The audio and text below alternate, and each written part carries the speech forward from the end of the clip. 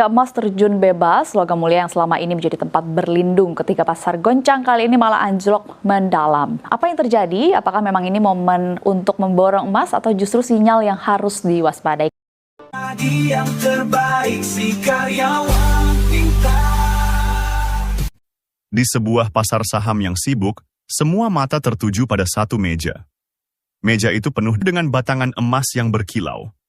Selama ribuan tahun, emas selalu dianggap sebagai raja dari semua aset. Dia adalah benteng terakhir saat dunia kacau balau. Dia adalah safe haven, tempat berlindung paling aman saat badai ekonomi datang. Tapi sekarang, raja itu sedang terhuyung-huyung. Headline berita menyebutkan, emas hadapi pekan maha berat. Jangankan $3.500 bertahan pun sulit. Angka itu adalah target mimpi yang pernah diucapkan para analis beberapa bulan lalu. Sekarang, target itu bukan lagi mimpi. Itu sudah jadi lelucon. Kalau lu percaya bahwa emas akan selalu naik saat krisis, lu sedang menelan kebohongan terbesar yang pernah diajarkan di buku-buku ekonomi. Di video ini, gua akan bongkar permainan yang sebenarnya. Kenapa aset yang katanya paling aman ini justru menjadi korban pertama saat badai ekonomi mulai datang? Mari kita mulai dengan kenapa kita semua dulu percaya sama emas. Emas itu bodoh. Dia tidak punya pabrik, dia tidak punya karyawan, dia tidak membayar bunga, dia tidak membayar dividen. Dia hanya batangan logam kuning yang tersimpan di dalam brankas. Tapi justru disitulah kekuatannya. Emas itu seperti pulau terpencil. Saat seluruh dunia tenggelam dalam badai inflasi, krisis politik, atau kehancuran pasar saham, orang-orang akan lari ke pulau itu. Mereka beli emas. Makanya harga emas naik. Masalahnya, dunia sedang berubah. Dan aturan mainnya juga sedang diganti. Disinilah kita menemukan twist yang pertama. Orang yang mengatur cuaca ekonomi global ini adalah seorang pria bernama Jerome Powell. Dia adalah ketua Bank Central Amerika Serikat, the Federal Reserve. Dia adalah orang yang menentukan suku bunga. Suku bunga itu seperti harga sewa uang. Kalau suku bunga tinggi, artinya harga sewa uang mahal. Kalau suku bunga rendah, harga sewa uang murah. Sekarang Jerome Powell sedang dalam mode perang habis-habisan melawan inflasi. Harga-harga naik terlalu cepat. Tugasnya adalah menekan inflasi itu. Caranya? Dengan terus mempertahankan suku bunga di level yang tinggi. Ini yang bikin emas pusing 7 keliling. Coba lu bayangin, lu punya uang. Lu bisa beli emas yang tidak kasih lu bunga sepeser pun. Atau, lu bisa menyimpan uang lu di obligasi pemerintah Amerika Serikat yang kasih lu bunga lumayan tinggi dan dijamin aman. Kalau lu investor cerdas, lu pasti pilih obligasi. Buat apa menyimpan batu yang tidak kasih bunga kalau ada bunga yang datang setiap tahun? Ini namanya biaya peluang. Emas menjadi terlalu mahal untuk disimpan. Uang pintar sekarang sedang lari dari emas menuju aset-aset yang kasih bunga. Tapi cerita ini belum selesai. Perang antara emas dan suku bunga The Fed ini hanyalah satu bagian kecil dari drama ini. Ada sebuah kekuatan lain yang jauh lebih besar yang selama ini menjadi mesin pendorong utama harga emas. Ini membawa kita ke twist kedua.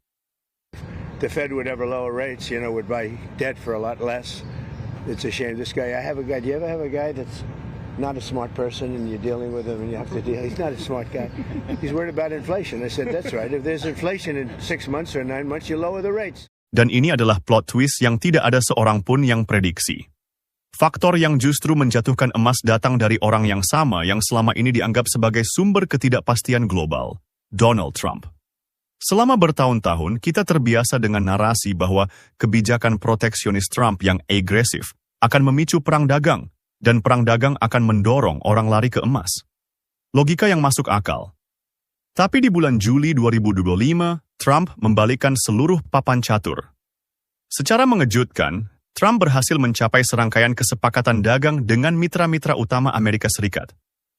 Jepang, Inggris, Vietnam, Indonesia, Filipina, dan yang paling krusial, Uni Eropa. Kesepakatan dengan Uni Eropa ini adalah game changer. Kedua blok ekonomi ini mencakup hampir sepertiga dari perdagangan global. Ancaman tarif 30% yang mengerikan, yang berpotensi memicu resesi global, tiba-tiba dipangkas menjadi hanya 15%. Perang dagang terbesar dalam sejarah berhasil dihindari. Apa dampaknya ke pasar? Ketidakpastian yang selama ini menjadi makanan bagi harga emas tiba-tiba hilang. Pasar yang tadinya panik, sekarang bernapas lega. Risiko geopolitik dan ketidakpastian ekonomi dianggap mulai mereda. Seperti yang dikatakan Manav Modi, seorang analis senior, kesepakatan dagang ini secara langsung menurunkan permintaan terhadap aset aman. Emas, sang raja aset aman, tiba-tiba kehilangan daya tariknya karena badai. Yang diharapkan datang ternyata tidak jadi datang. Ironisnya Trump, yang dulu dianggap sebagai pemicu badai, justru menjadi orang yang menenangkan badai tersebut. Aset kripto makin diminati di Indonesia. Chief Product Officer Mobi, Geoffrey James, menyebut bahwa jumlah investor kripto tanah air kini telah mencapai sekitar 16 juta orang.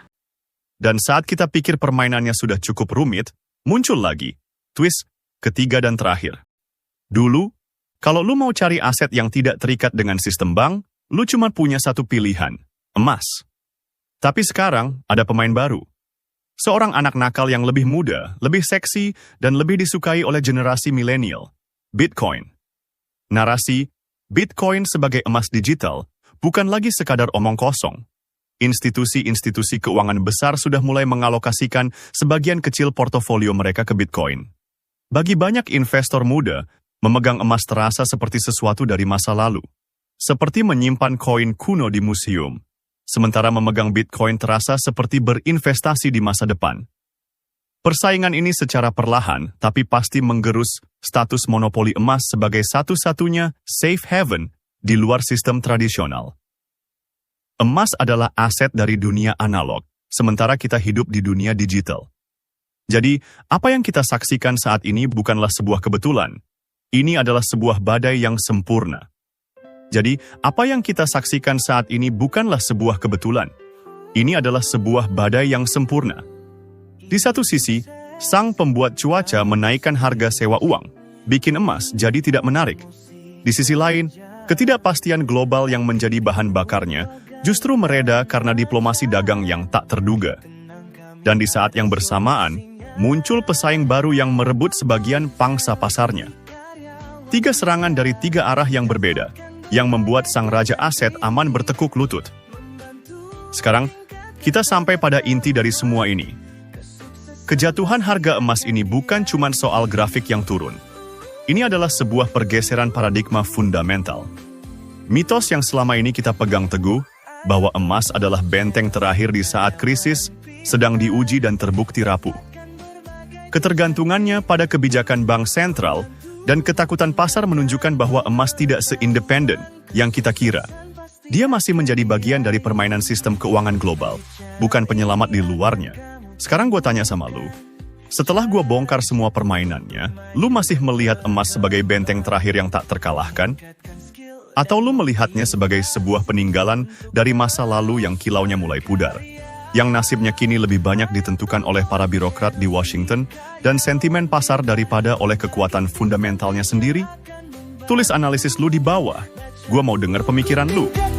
Pengetahuan, maka kesuksesan pasti akan kau raih, percayalah.